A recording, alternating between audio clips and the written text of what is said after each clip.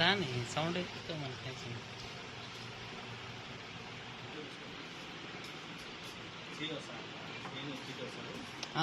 Civil supply ఉన్నాడు. అవును sir.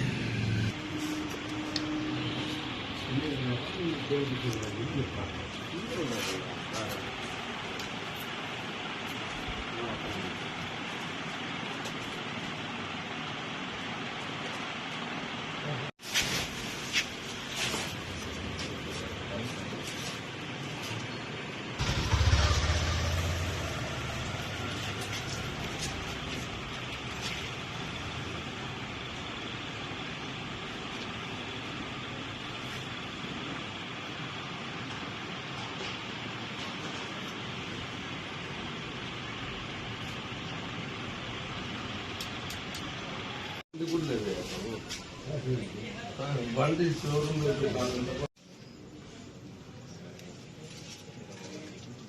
Vehicle ఒకటి మాట్లాడుతున్నాను.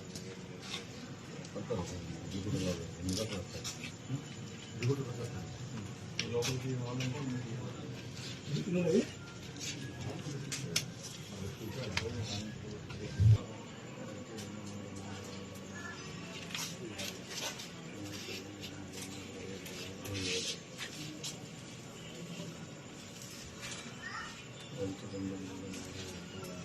పని చేస్తున్నావు? సిగ్గులా నీకు? ఇదేనా పని చేసేది నువ్వు? సిగ్గులేదా నీకు? అడగ తినాల్సింటివి. అడగతింటే సరిపోతుంది. గుడి దగ్గర ప్రభుత్వ బియ్యాన్ని నువ్వు అమ్ముతావా? నువ్వు వాడేవాడు రమ్మని వాడు ఇంకోడు అమ్మాయి అమ్మాయి కథ అంతా తెలుసు నాకు. కథ మొత్తం తెలుసు నాకు. అర్థమైందా?